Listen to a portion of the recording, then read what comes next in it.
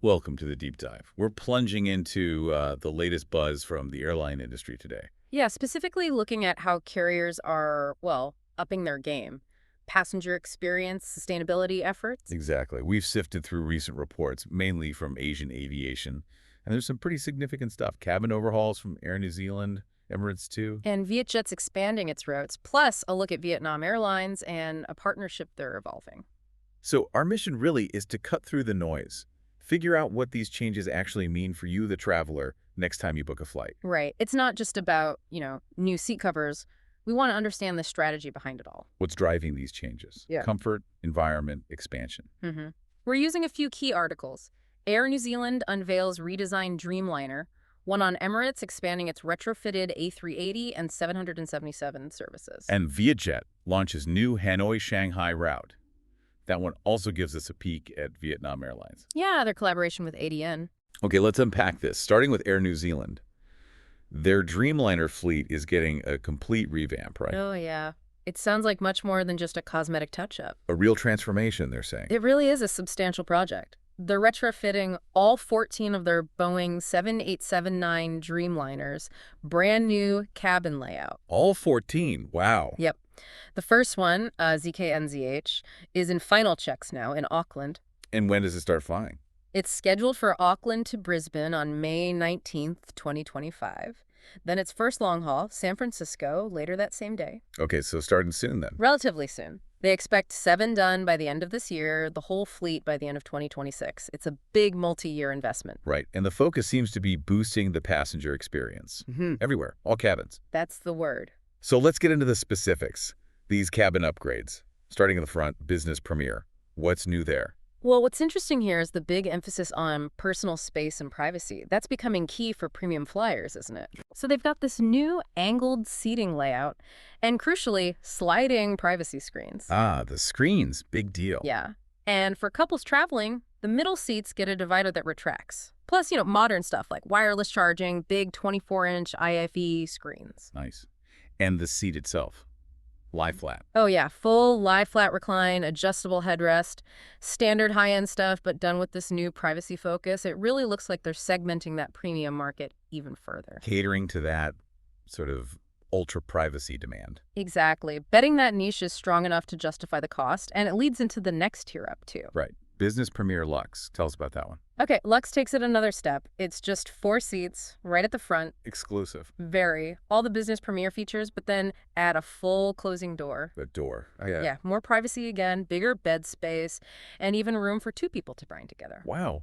And how do you get those? It's going to be a paid seat selection, so definitely positioned as the absolute top tier on board. Makes sense.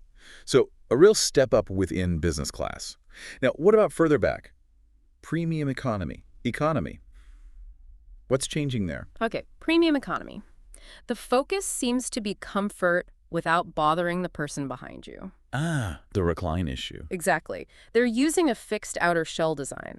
So when you recline, it's within your own space. Plus, side wings on the seats for a bit more privacy and more storage. More storage is always good. Always. Tell me about it. And in the economy. Are they getting upgrades too? Yeah, it sounds like they're focusing on those smaller things that add up. Like what? Well, significantly bigger IFE screens, 50% larger. That's noticeable. 50%? Wow. Yeah, and small snack trays, which are actually really handy.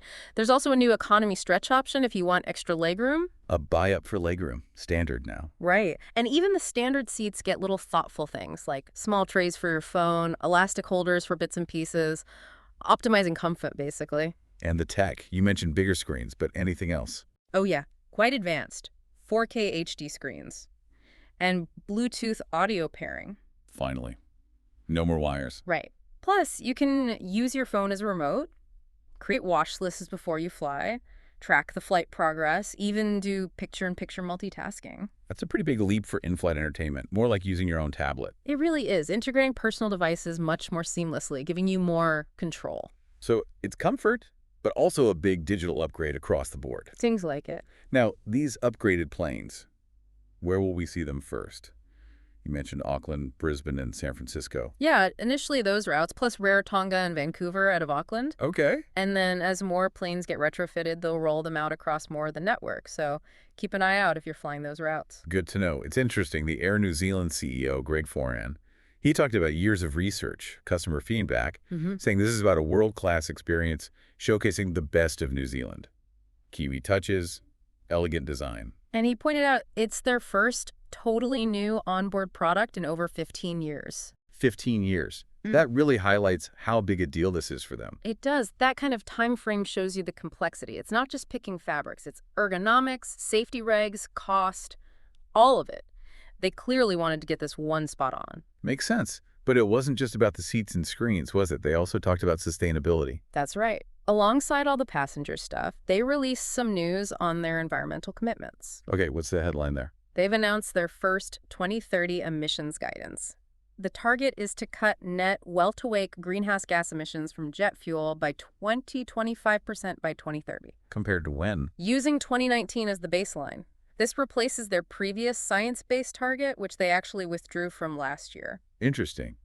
But they're still aiming for net zero long term. Yeah, they reaffirmed the commitment to net zero carbon emissions by 2050.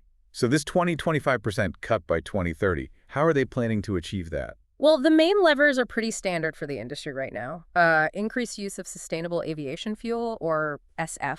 The big one. The really big one, yeah. Fleet and network optimization. So newer planes, efficient routes, operational efficiency improvements, like flight planning tech, and using carbon credits, mostly under the CORSIA scheme. Okay. And what about brand new aircraft types? They specifically said they don't expect a significant impact from, like, next-gen aircraft before 2030. So the focus is SAF and efficiency for now. And they'll update this guidance. Annually, they say. Yeah. Which is good for transparency, right? Lets people track progress, especially on that tricky SAF availability and cost issue. Yeah, it's positive to see specific guidance, even with those uncertainties acknowledged. Okay, let's shift gears. Emirates.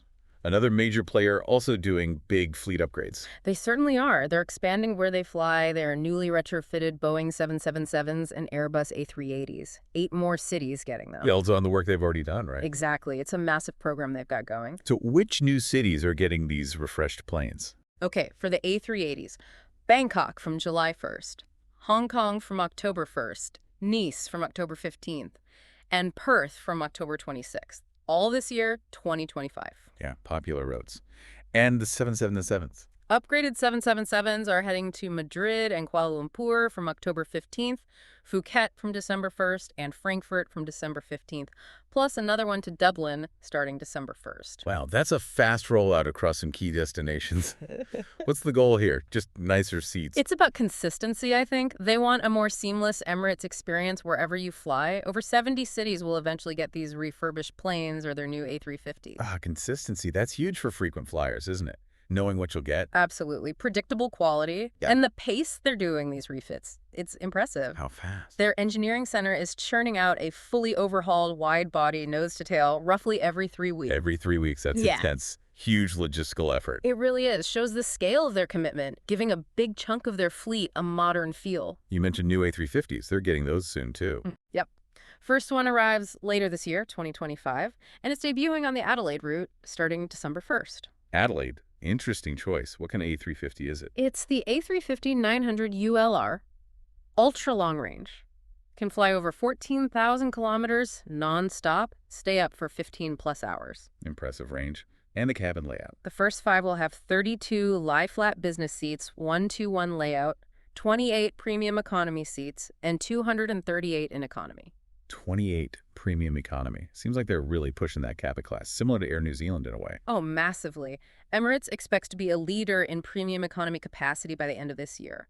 Over 2 million seats annually to 70-plus cities. 2 million seats. And they reckon that'll double to 4 million by the end of 2026.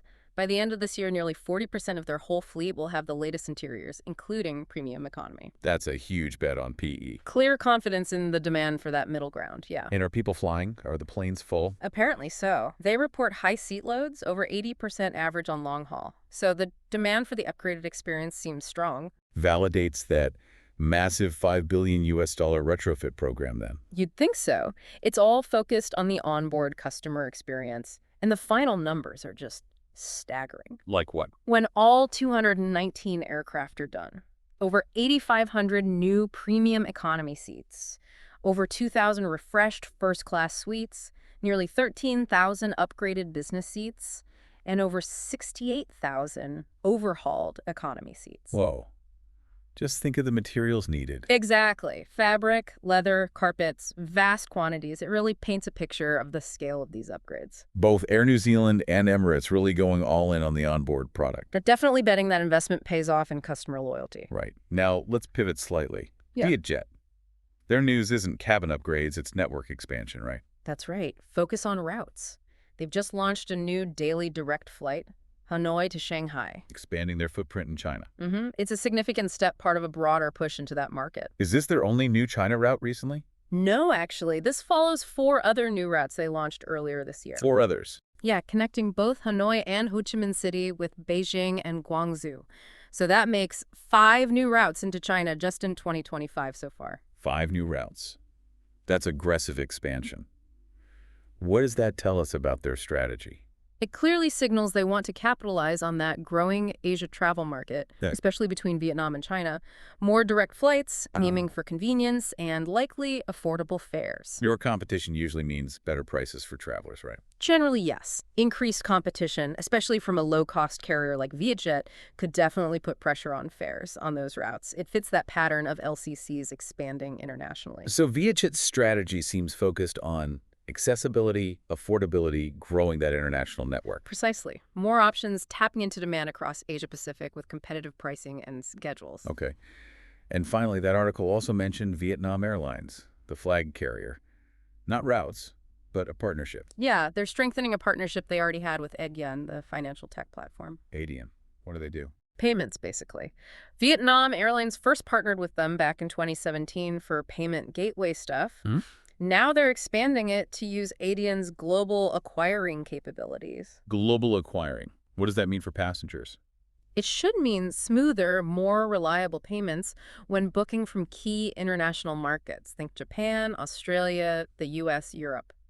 So if I'm booking from, say, Sydney, it makes the payment process easier, handles local cards better. That's the idea. A single integration with Avian lets them handle credit cards more efficiently, but also popular local methods like Alipay or WeChat Pay. Makes sense. Any of the benefits for the airline? Yeah, by connecting directly to Visa and MasterCard through Avian, they can potentially benefit from local market conditions. They've apparently seen authorization rates go up maybe by 5% and transaction fees come down. Higher approval rates and lower fees. That's good for their bottom line. And fewer failed payments mean a better customer experience, too. Vietnam Airlines sees it as a big step in their digital transformation. Offering that smooth, secure, flexible payment globally enhances the journey, boosts efficiency.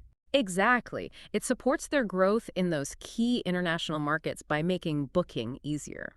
Okay, so wrapping this all up, quite a bit happening across the Asian airline scene. Yeah, a lot of activity. Air New Zealand, Emirates, huge investments in the actual onboard experience, comfort, premium options. Air New Zealand also putting out those sustainability targets. Right. Then you've got VietJet aggressively growing its network, adding routes. And Vietnam Airlines focusing on the digital side, making things like payments smoother through partnerships. It's interesting the different approaches, isn't it? Some betting big on the cabin, others on network reach, others on the back-end tech. So what's the big takeaway for you, our listener? Well, it generally points towards airlines trying hard to improve your travel experience one way or another. More comfortable seats, better entertainment, more destinations, easier booking. And that sustainability angle is getting more prominent, even if the solutions are still complex. You can probably expect more premium options, maybe a smoother journey overall. Competition is generally good for the passenger, right? Yeah. Usually, yes. More choices, pressure on airlines to deliver value. So here's a final thought to leave you with. How might all these changes, the new cabin designs, the route expansions, the digital upgrades, actually influence your choices next time you fly? Yeah, well, things like premium economy, a lie-flat seat with a door, a nonstop route, or even an airline's stated green efforts become bigger factors in your decision. Something to mull over as the industry keeps evolving. Thanks for taking this deep dive with us.